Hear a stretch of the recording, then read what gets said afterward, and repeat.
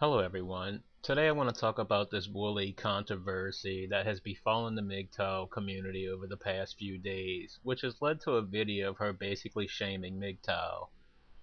I want to publicly state that I have nothing against Woolly Bumblebee. I don't know her personally and this isn't that sort of video. However, I do want to give my opinion on the MGTOW community. My personal opinion of the MGTOW community is we are a community of risk assessors. We judge society and women based on the data and tendencies that can be physically observed. We are an individualist community. However, we do share our findings and knowledge with the blue pill world. MGTOW isn't a community looking for acceptance amongst the MRA community. In fact, many of us don't believe the MRM will be successful in their goal. We don't believe changing the laws will happen. Most of us do wish the best of luck to them in their fight.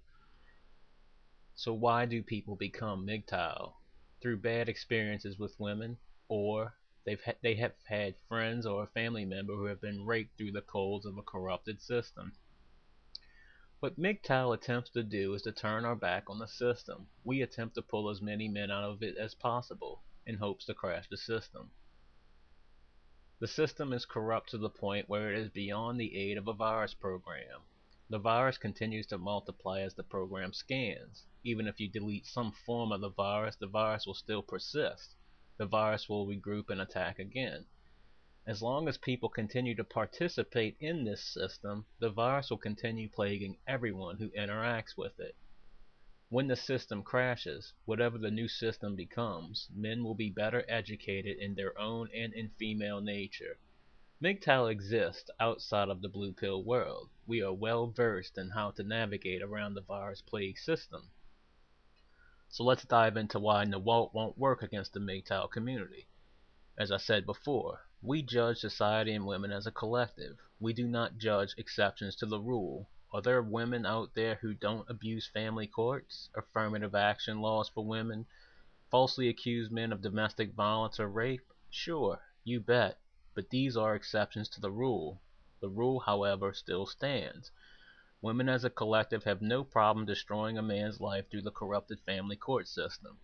Women have no problem taking jobs to the quotas. Women as a collective have no issues with judging men as a collective based on exceptions to the rule. You know, all men are rapists, etc. The list goes on and on. Very few men do in fact rape. The numbers are very minuscule. The majority of women have been silent for over 60 years about men being subject to the draft. Women struck down the ERA bill in 1982 that would have given them true equality under the law. You can't blame feminists for that one either. The ERA bill was struck down by conservative forces. We as MGTOW have a damn good reason not to trust women as a collective. It is ironic when you think about this whole thing. Men are classified as evil every day. We see it in the justice system. Men are always seen as the aggressors and rapists, etc., even when it is a minority of men who actually do rape. Generally speaking, when men as a collective judge women based on what the majority of women do, we see women rushing in with NEWALT, even if the data exists showing most women are like that. Being the thinking man I am, I will explain why some MGTOW might hate women, and why the MGTOW community has every right not to trust women as a collective. I will make some comparisons along the general lines of what we can measure by using history as the barometer. Let's state the following hypothetical situations. Let's agree that anytime you have a group of people who throw another group of people under the bus, a distrust and hatred will eventually form amongst those two groups of people.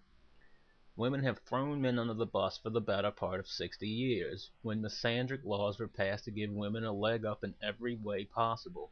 Now put yourself in a man's shoes. Some woman appears and tells a man to walk.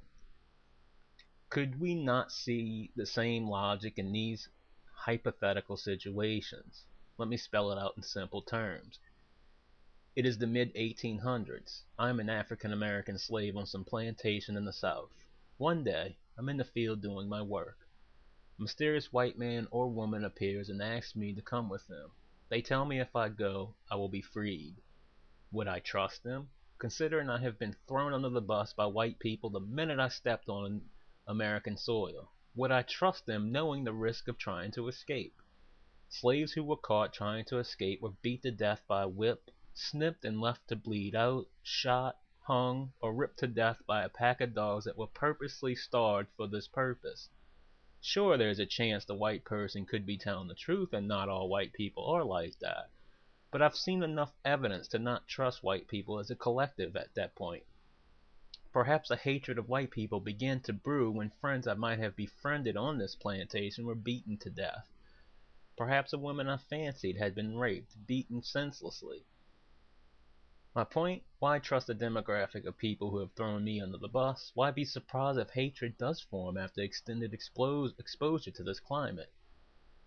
How about this hypothetical situation? I'm a Jewish person. Nazis told me to pack a bag. I'm going on a trip. I get shipped out of a town on a train to some ghetto that had been cleared out to house Jews. In this ghetto, Jews are beaten, many are executed. A Nazi comes up to me and asks me if I want to escape. Do you think I would trust them? The Nazis have thrown me under the bus. They have killed friends and family members. Extended exposure to this climate would eventually brew hatred toward the Nazis. We can also extend the same logic if we were to talk about the American Indian being thrown under the bus by the white man. Would I, as an American Indian, trust some white man despite white men as a collective killing my tribe and running us out of our lands? Now let's apply this logic to the current affairs. Would I trust a woman where she can hit me at any point with her metaphorical battle axe she comes equipped with? She can ruin my life through family court or false allegations at any point she desires. The divorce and domestic violence industry couldn't exist without women feeding it. MGTOW are skeptical toward women for a reason. Women as a collective have earned this broad label. Why be surprised at the notion that MGTOW might grow angry toward women? Does it matter if MGTOW like or hate women? I would assume some do and some don't. It is really irrelevant to what the MGTOW community is about. Shaming men for rejecting societal and women expectations will only speed up this process of more men embracing the MGTOW philosophy. Gone are the days of MRA shaming us for making an extremely calculate judgment based on divorce statistics, seeing news stories like Brian Banks losing years of his life due to false rape accusations. MGTOWs are done. We cannot be bargained with. We cannot be reasoned with. Shaming us will only amount to our ranks growing and bringing about the collapse much faster than predicted. We do not care about this society. We only participate in it as far as to survive. We don't care about the system. We will pull as many men out of it who are willing to listen, and we will do it unapologetically and regardless of what women or any groups of people have to say about it. That's all I gotta say.